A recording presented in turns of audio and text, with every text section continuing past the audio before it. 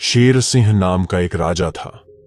उसके राज्य में कोई भी व्यक्ति असंतुष्ट नहीं था। किसी को भी किसी चीज की कमी नहीं थी।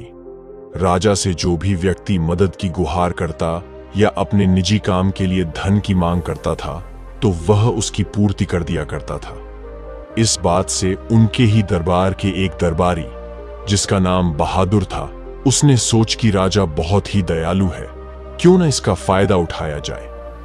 उसने राजा का बहुत ही खास और भरोसेमंद दरबारी बनने का सोचा, जिससे राजा उसे अपने खजाने की रखवाली के लिए तैनात कर दे। इसके लिए उसने एक योजना बनाई। वह राजा के आसपास ही रहा करता था। राजा शेर सिंह जो भी काम कहते वह झट से कर देता और राजा के साथ हर जगह जाकर उनकी मदद भी किया करता। राजा ने एक बार उससे किसी व्यापारी के यहां से आए धन को तहखाने में रखने के लिए कहा और बहादुर ने बड़ी ही ईमानदारी से सारा का सारा धन तहखाने में रख दिया। राजा यह सब देखकर बहादुर और उसकी ईमानदारी से बहुत प्रभावित होने लगे।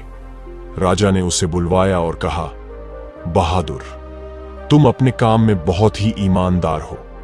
मैं तुमसे बहुत प्रभावित हुआ हूं और मैं तुम्हें अपने खजाने की रखवाली करने के लिए तैनात करता हूं। यह सुनकर बहादुर खुशी से फूला नहीं समा रहा था। उसने यह स्वीकार कर लिया और वह खजाने का रखवाला बन गया। कुछ समय तक उसने अपना काम ईमानदारी से किया, जिससे राजा को उस पर और भी ज्यादा भरोसा हो जाए। फिर उसने खजाने में घोटाला करना शुरू कर दिया। एक के बाद एक घोटाले करता चला गया, जिससे खजाने में बहुत ज्यादा नुकसान होने लगा था। किंतु राजा को बहादुर पर पूरा भरोसा था। उसे लगा कि कोई और है जो उसके खजाने में घोटाला कर रहा है। उसने अपने सैनिकों से इस घोटाले के बारे में पता लगाने को कहा।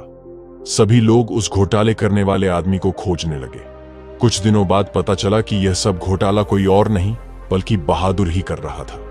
राजा ने बहादुर को दरबार में बुलाया और उससे कहा, तुम तो बहुत ही बेईमान, तुमने मेरा भरोसा तोड़ा है, तुम्हें दंड अवश्य दिया जाएगा। ऐसा कहकर राजा ने उसे महल से निकाल दिया। महल से निकाले जाने के बाद बहादुर ने सोचा कि अब मुझे कोई काम नहीं मिलेगा और यह सब राजा की वजह से हुआ है।